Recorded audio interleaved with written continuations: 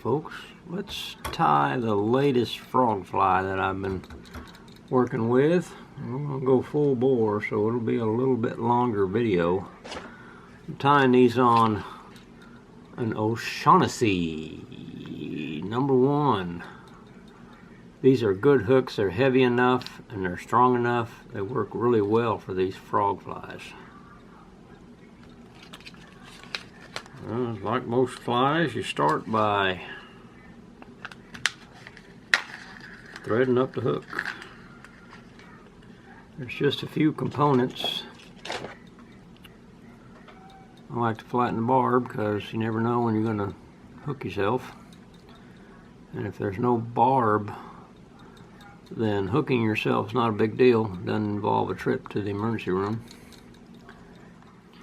And we're going to thread up the hook. I'm using strong thread.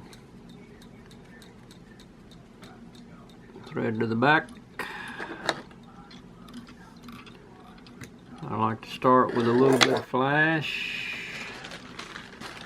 I'm going to bury deep down inside here. I'll pick whatever color comes out. One strand of blue. Doesn't matter what color. Doesn't even matter if you really don't want flash in your fly. You don't need it, but you know, it's an extra component. So I'm going to latch that in there, fold it back over, tie it all down, try to get it to stay on top of the hook. Now we're going to put on some marabou just to give it a little something in the back. One little old marabou fly or any sort of fluff, because it's just going to go on the back.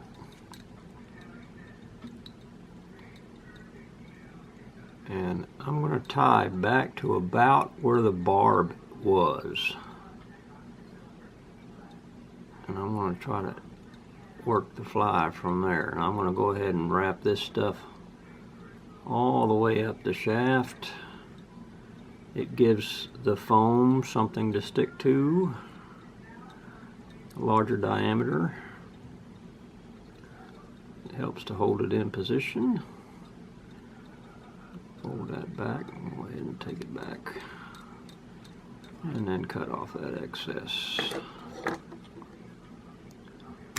Now I'm going to pull this back and see how long it is, and I want this stuff to be just a hair longer than the marabou. Now, I have found that for whatever reason these fish are really keying in on this yellow chartreuse pattern. I mean, they're just killing these flies. And it's so stupidly bright. I don't understand fish sometimes. You know, I usually avoid bright colors. I'll take 2 of these and I put one on each side, and they don't need to be too long, so that sticks out about that far. I'll pull this up here about right there. That's going to pull that thing down. Let's see if it does. There we go. You kind of want to have it to stick out sideways. I'm going to do the same on my side. I'm going to match the length on these and pull that feathers out of the way.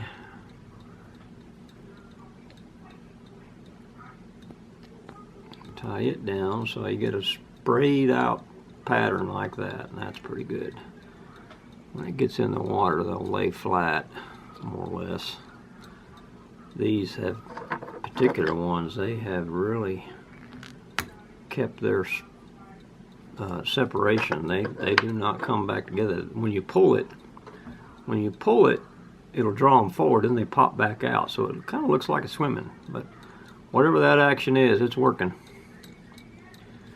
Alright, then I want a collar, which I'll tell you what I do have. I have this beautiful stuff, which I've been using as the legs, but since these bass seem to like the chartreuse, solid chartreuse fly, I'm going to go ahead and put this as the collar. So we're going to use this as a marabou to make a collar. I'm going to just latch it down, and we're going to do a nice little wrap.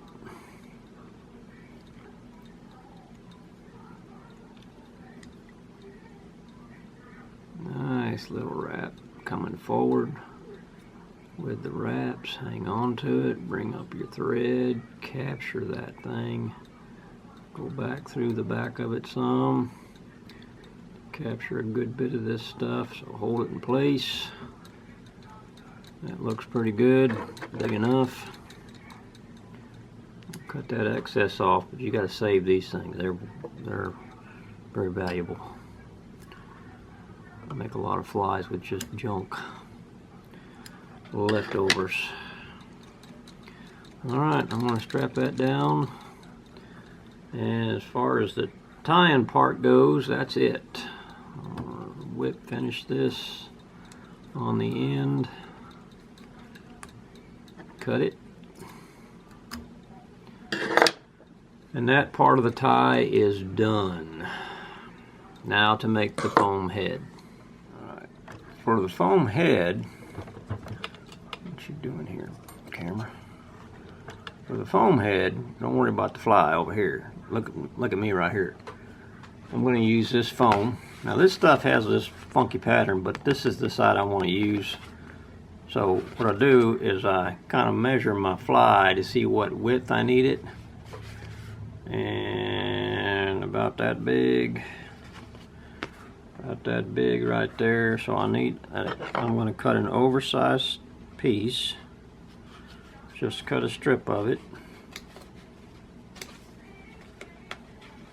And right about there. So I've got this. This is just one thin piece of foam, and it's going to have writing on it. How about that?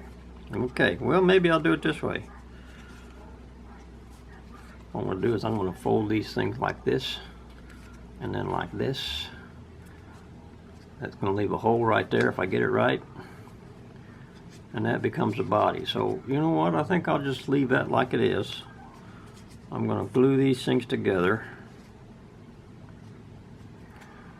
And I have found that this stuff comes in a decent bottle with enough in it that you don't run out so quick.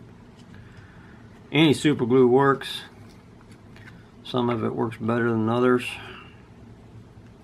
And when I fold these together, when I glue this thing, I'm going to leave a good sized gap between those two pieces. This is where I get it on my fingers every time. Hold that together like this.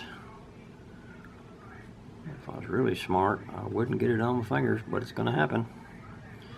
It takes a minute for that glue to really activate. Sometimes you'll see it. When it activates, it smokes. It does get hot. Any of these excessive glue stuff, I gotta take them off. Otherwise it will not dry. Uh-oh. Got a message coming in.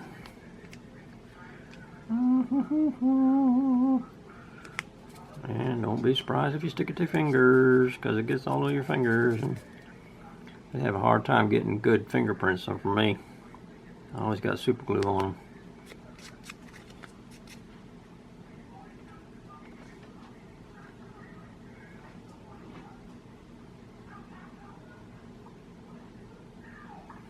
There it goes. It's seized. Alright, now when I fold this one over, see how I've left a gap in the middle? That's very important, because when you bring it over like this, you got to have room to slide that hook up inside there. So I'm going to glue this side on. It don't matter if these are the same size, that gap in the middle is the most important part.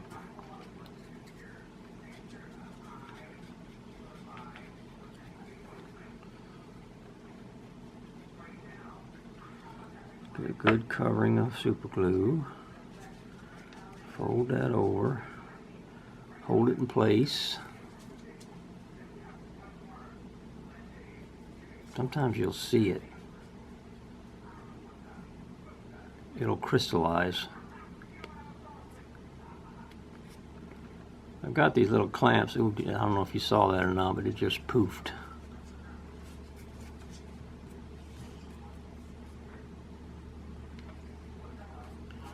This one's going to have some interesting colors to it. I don't think it'll matter. See, now when I close that together, I will make sure that that thing has that tiny hole, because that slips over top of this.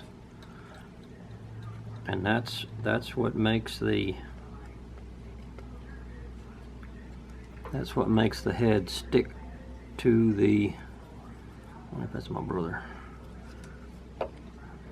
Alright, we're gonna take that, and you don't get too many chances with getting this right, because it does, once it sets up, it seizes. Oh, there it goes. I don't know if you saw that. That was cool. Oh, there it is. See the smoke? Oh, there's a part coming out the top. And it is hot. Alright, once you get that, you do a dry fit. Oh yeah, that's gonna work. Let's see. Alright, that gives me an idea that I've got the length just about right. So what I want to do is angle the front like that. And I'm going to cut this thing at a slant. And just remember, if you don't get it right the first time, it don't matter. Cut it again or make a new one. There. Now I got a nice looking head. So slide that on there. Ooh, I cut it too short. That's alright. We'll just leave a little extra out front. Well, wow, I don't do that very often. I cut that too short. I think we'll do it like that. We'll go ahead and go with that just for expedience. Then you put a big bunch of glue on the front half of this hook, and don't be shy with the glue. You slide this on, slide it down to about right there. Give that a second, and it will seize to that hook like you would not believe. Hadn't seized yet. Boy, when it does, it will. I may actually go back and put more hackle on the back of that. It's probably enough. Skimpy doesn't matter a lot. There it goes. Now it's starting to seize. I can still see the glue. It's not quite dry. And then as soon as that makes its way,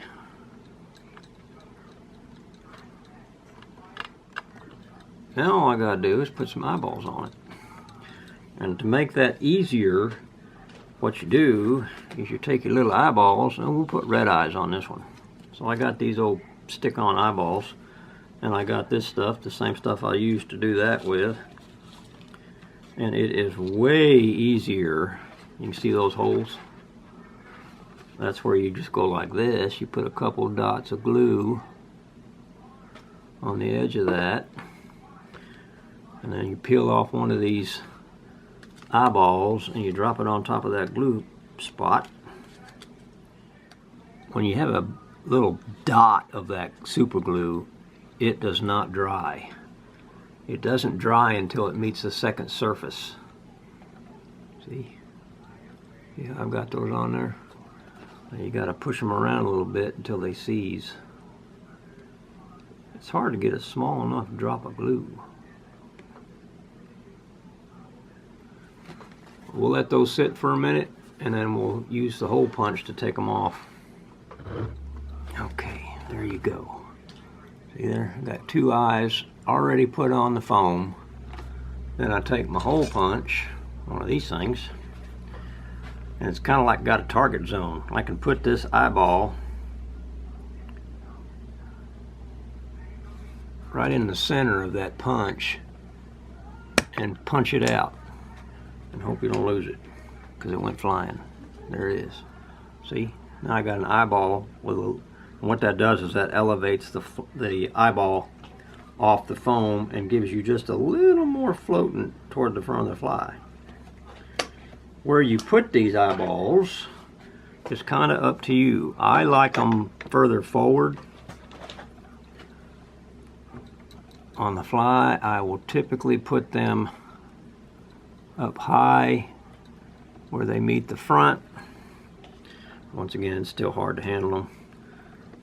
Put a little drop of super glue. Now, this part you can do be pretty generous with the super glue.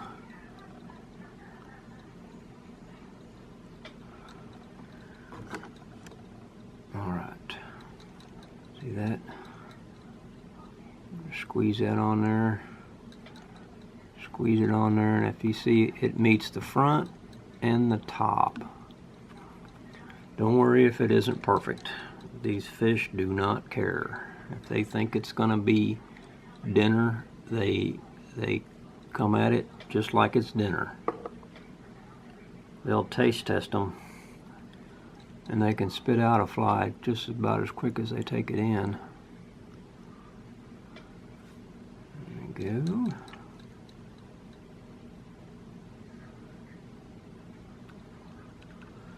I got a lot of that hook sticking out, which it might be a positive. I don't know. There you go. When that stuff sets up, now what I've been doing with these flies is after I get the eyeballs on them, I'll go ahead and put a light coat of super glue on the foam. Spread it out, and it will harden that foam and make the fly dang near indestructible. And it's cheap, and it reduces the number of components that I would need to have, materials anyway. Put another little dot on the side, take my little poker and spread it out. You can do this with a little throwaway brush, toothpick, whatever you got. It'll soak into that foam. Just paint it on everything. Don't be surprised if you get a spot that boils up. Because boy, when it goes to set, like I said, there's some sort of chemical reaction to this stuff. Alright, that's that died. Let's take some more. Oh, there it goes. See it smoking? There it goes.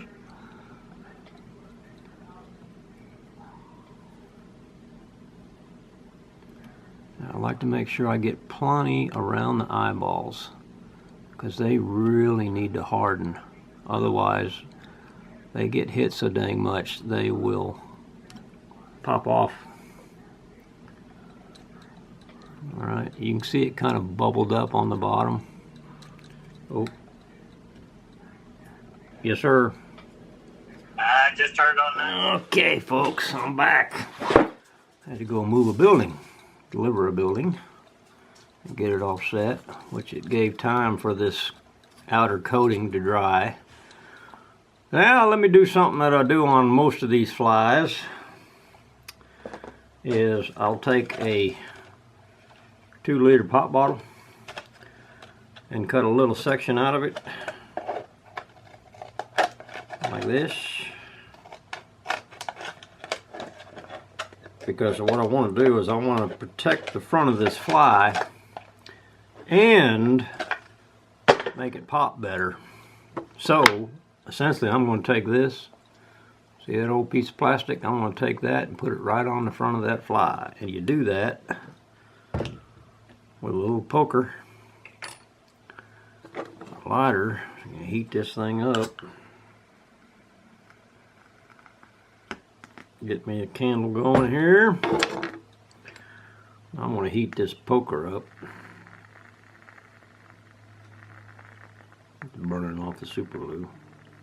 Don't smell the fumes, it's bad for you. Get this thing good and hot.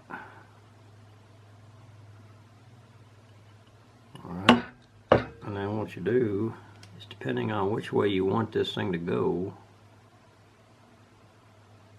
you make a hole just big enough to slip over the hook. Blow out the flame. And what you do is, see how this thing's concaved? So I want to slip that over the hook, and then I'm going to turn it sideways, and that'll lock it in, and then I'll glue it to this foam, which is, normally that foam is much more further forward. I usually run it a lot further forward, so this thing, when you click it in, it tightens up big time. So this one I'm going to have to use a little creativity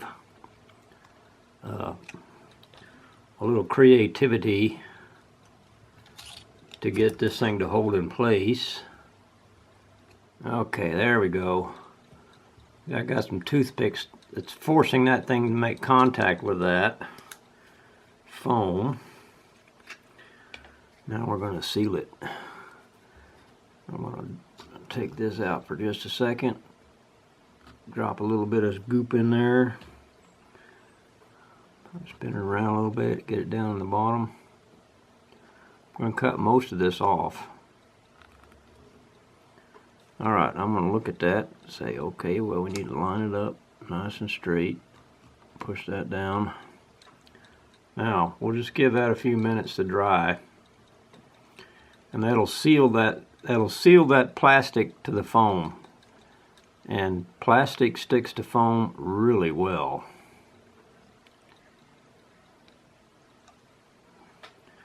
Get another toothpick, see if I can't get something wedged in the bottom.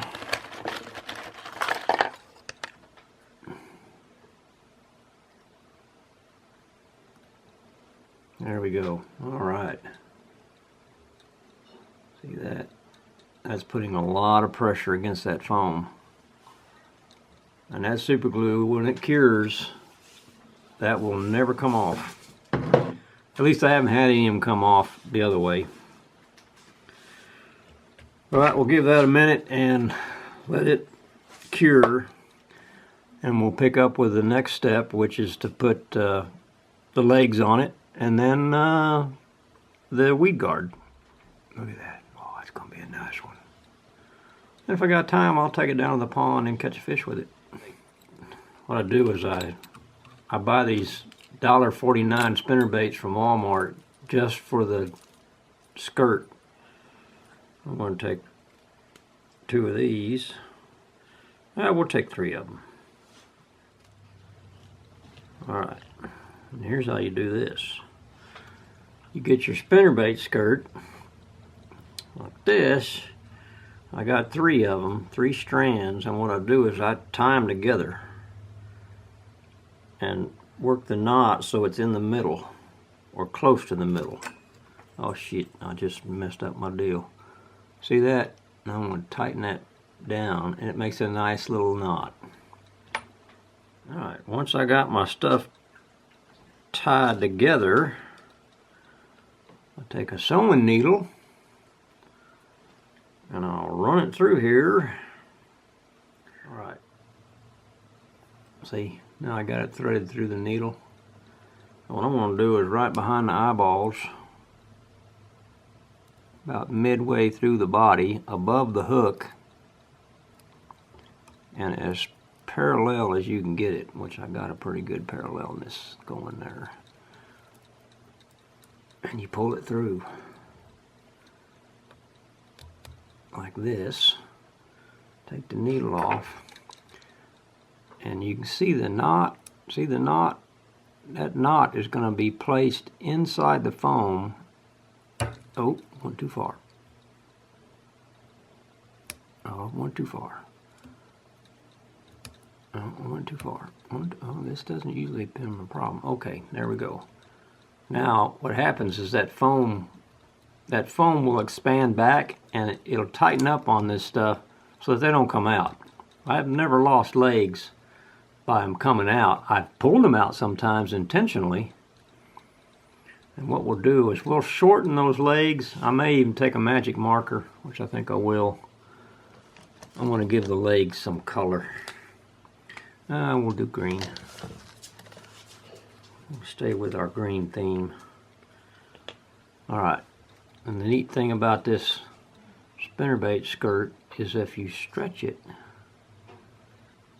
You take all 3 strands together and you stretch it, and then you just paint the side of it like this with your marker. And I got it stretched so these will condense down and they'll be much darker. It just adds a little something to the fly. See that? See how those things are colored up? Whoa. Do this side.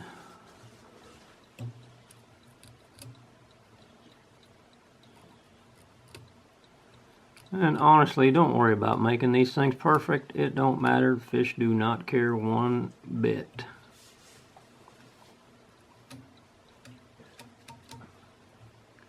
And there you go. And what I'll do to make sure that this thing, some of these flies, if you get them way off, that if you get the proportions off or whatever, boy, they'll twist the snot out of your line. And that's not good. That is not good at all. So what I'm going to do, I'm going to pull those down, pull them tight, and then cut them off all together, just like that. Now they're all the same length.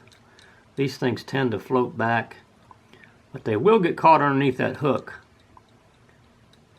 If they're too long, I mean, you can leave them that way. It's not a terrible problem, but I don't like it. So a lot of times I'll go ahead and recut these back at the bend of the hook so they cannot catch under that hook. All right, that's coming together real nice. Kind of like that multicolored foam. Those green stripes, that adds something, man. I could do the same thing with the back end. Instead of being just a solid chartreuse, I've taken a magic marker like this and give it some spots. There, just some minor spots. My marker's actually getting a little dry. It's been super glued too many times. There, that gives them just a little more to look at. Make it look a little more real. What do you think? So far so good? All right, let's see if that, oh yeah, that's dried. That is dry, dry, dry. Uh-oh, uh-oh. Glued my stick on there. All right. Now what we got to do is we got to trim off the excess of this front. See, now it's square.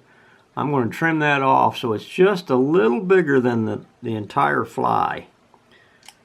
And I typically do that to start with. I'll use my scissors and just cut both sides just a little beyond the eyes.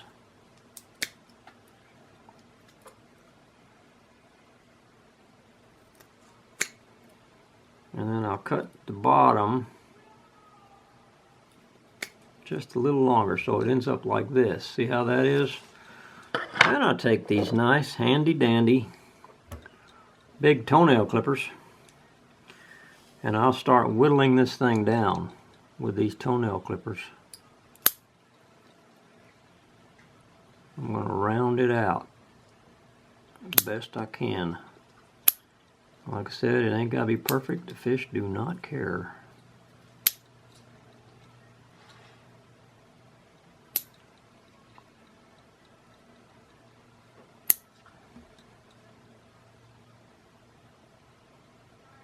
This actually has multiple functionality because what it does is it hardens the front of that fly and it makes it pop really nice. When you tug on it, it'll gurgle pop. Doesn't need to be very big.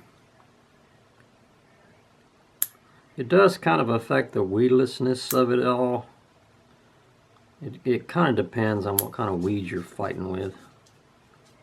We have on the ranch pond, we've got this stuff called Chara, C-H-A-R-A, which is actually an unrooted, it's actually an algae. And it is the nastiest stuff ever. And it's very hard to deal with. There. I got it pretty well the way I like it. I may come back and put some more super glue on that, but it seems like it's in good shape. Alright, so everything's ready. Now we're going to do the weed guard. And the weed guard is 25-pound test mono is what I'm using. You could go heavier if you wanted a heavier weed guard, but this seems to be just about right. I just need a little piece of it, about 6 inches long to start with, just so I know I got enough. One little old piece of that 25-pound mono. And what I'm going to do is I'm going to go down through the center, just behind the eyes, and at an angle like this, so that the mono, and this is kind of tricky because you got to go just right down one side of the fly and come out right. Oh, that's perfect. That's exactly where I want it to come out at. See that? Now I need to do the same thing on the other side. See, I'm going to try to go through this way and come out. Oh, this is going to be good. I haven't done this a bunch of times, but that one just came out really close to perfect. I might be able to bring that over just a little. I think I'll just go with it. Alright, once you have that poked through there, you should be able to take this and push it through here, and then push it up the other side. Sometimes it gets a little tricky going this way.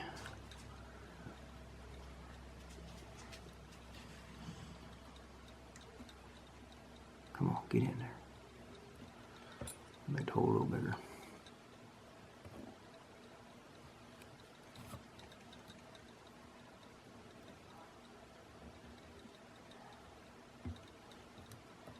There it goes. Alright.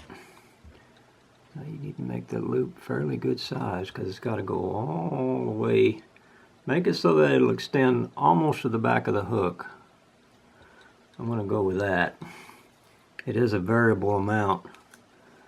You see how that, actually that mono needs to bend the other way, so I've got to rotate this.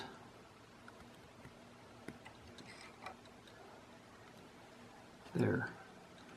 See how it's bending forward? That's what I want, because you need that springiness.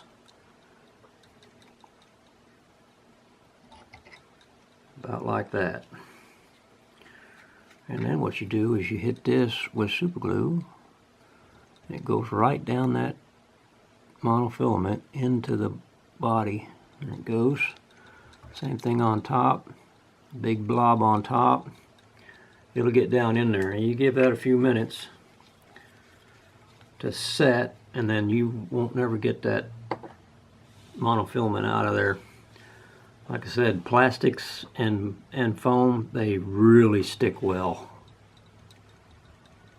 That's going to be a really good one. That's going to be a really good one. Let's see, I got a little extra glue on there. Push that out of the way. Nice thing about this particular weed guard, if you've got any foam head fly like this, you can add this weed guard anytime you want. And if you're in a situation where you don't need that weed guard, cut it off. And it has no effect on the fly whatsoever. Let that dry, and these holes are fairly big up top. You can see they're fairly big. They're going to fill in. And that glue needs time to dry. Okay, this stuff is getting close to being ready. Alright, I'm using my clippers to cut the top of those off. It may accelerate the glue drying.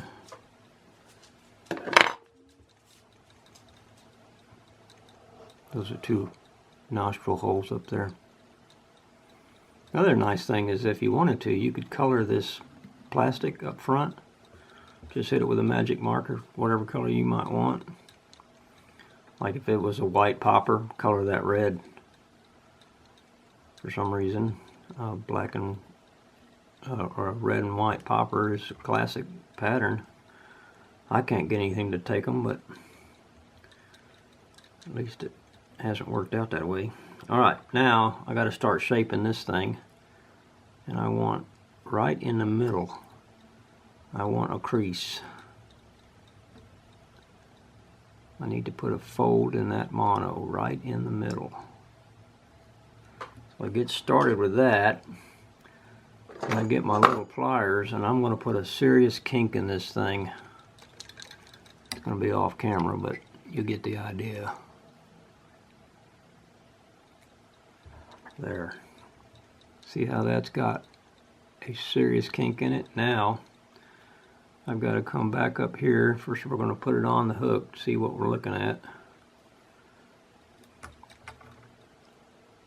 Oh yeah, see, this is going to work just fine. But to make it stay loaded, which is what I call it when it's on that hook, this is unloaded, and it still works as a weed guard like this. It's just that it like most weed guards, it will interfere with the fish hitting it or getting it in its mouth. It's the most annoying thing there ever was. Alright, so I'm going to put a kink in it this way. It needs to be a pretty good kink. So I need to get that thing to bend right there. This is what will actually hold it in position most of the time. If you get it just right, and I do not know exactly what just right is, I just know that every once in a while I get one of these things that works much better. It doesn't unload.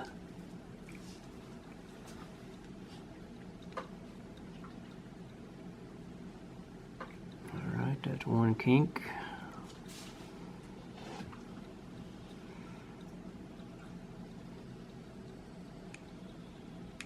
Come on now, get in there.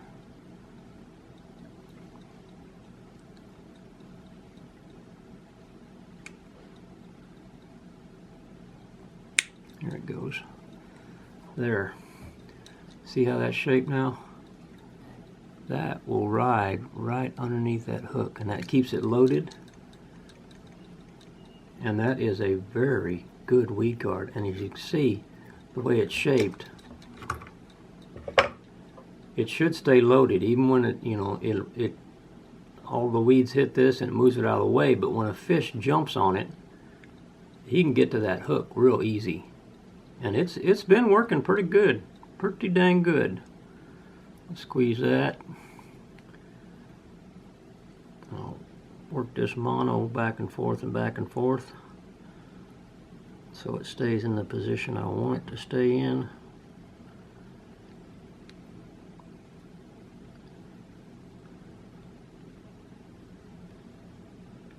But it is that shape that makes it work right.